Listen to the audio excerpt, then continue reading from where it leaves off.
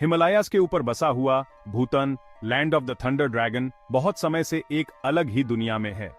कई सदियों तक यह छोटा सा लैंडलॉक्ड नेशन रहस्य में डूबा रहा।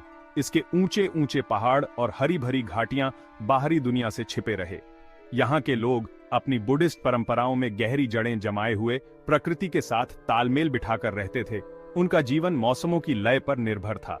इस आइसोलेशन ने एक अनोखी संस्कृति को जन्म दिया जो प्राचीन रीति रिवाजों और मान्यताओं से भरपूर है, जहां खुशी कोई मकसद नहीं बल्कि जीने का तरीका थी। भूटान के जियोग्राफिक आइसोलेशन ने इसके इतिहास को आकार देने में महत्वपूर्ण भूमिका निभाई।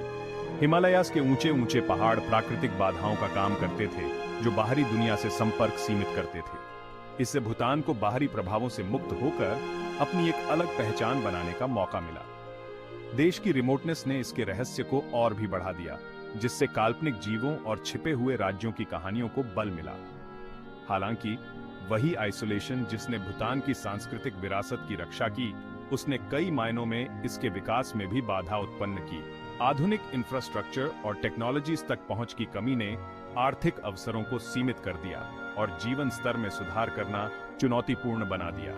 इन चुनौतियों के बावजूद भूटान के लोग लचीले बने रहे। उनकी मजबूत सामुदायिक भावना और गहरी आध्यात्मिक मान्यताएं ताकत के स्तंभ के रूप में काम करती रही। जैसे ही 20वीं सदी समाप्ति की ओर बढ़ने लगी, हिमालयन किंगडम में बदलाव की हवाएं बहने लगीं। 20वीं सदी के उत्तरार्ध ने भूटान के इतिहास में एक महत्वपूर्ण मोड़ लिया। अपने राजाओं के विजनरी लीडरशिप में देश ने बाहरी दुनिया के लिए अपने दरवाजे खोलने शुरू कर दिए। धीरे धीरे मॉडर्नाइजेशन को अपनाते हुए अपने सांस्कृतिक मूल्यों के प्रति गहराई से प्रतिबद्ध रहा। परिवर्तन के इस दौर में भूटानीज जीवन के विभिन्न पहलुओं में महत्वपूर्ण बदलाव देखने को मिले। शिक्षा और स्वास्थ्य सेवा से लेकर बुनियादी ढांचे और शासन तक। सबसे महत्वपूर्ण परिवर्तनों में से एक था आधुनिक शिक्षा की शुरुआत। यह स्वीकार करते हुए कि शिक्षा प्रगति की कुंजी है, भूटान ने स्कूलों के निर्माण और शिक्षकों के प्रशिक्षण में महत्वपूर्ण निवेश किया। इससे साक्षरता दर में काफी वृद्धि हुई, जिससे भूटानीज लोगों को आधुनिक दुनिया में भाग लेने के लिए ज्ञान और कौशल मिला। शिक्षा के साथ साथ स्वास्थ्य सेवा में भी काफी सुधार हुआ। नए अस्पतालों और स्वास्थ्य केंद्रों की स्थापना, स्वास्थ्य सेवा पेशेवरों के प्रशिक्षण के साथ भूटानीज लोगों के स्वास्थ्य और कल्याण में काफी सुधार हुआ।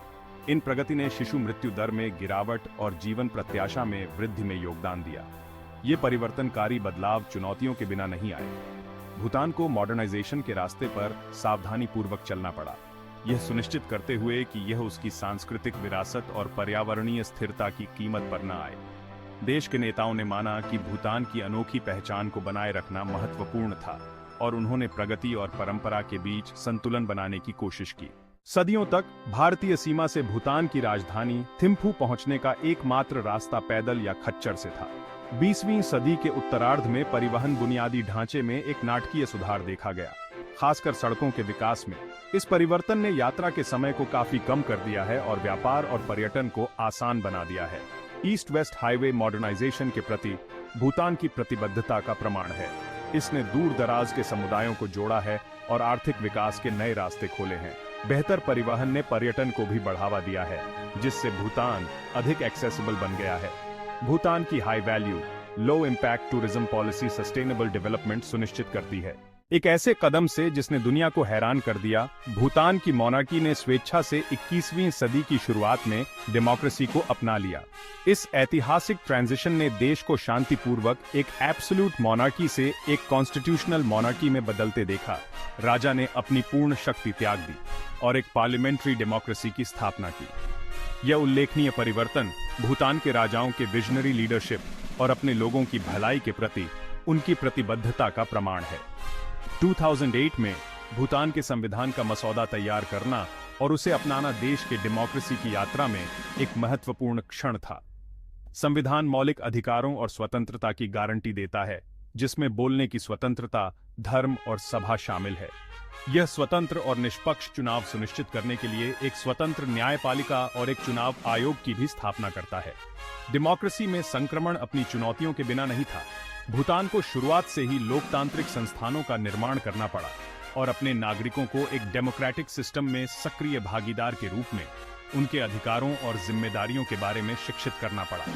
हालांकि देश ने थोड़े समय में उल्लेखनीय प्रगति की है, सफल संसदीय चुनाव कराए हैं और निर्वाचित सरकारों के बीच शक्ति के शांतिपूर्ण स्थानांतरण को देखा है। डेमोक्रेसी के प्रति भूटान का अनोखा दृष्टिकोण, जो ग्रोस नेशनल हैप्पीनेस के इसके बुद्धिस्ट दर्शन में निहित है, ने अंतर्राष्ट्रीय ध्यान और प्रशंसा प्राप्त की है।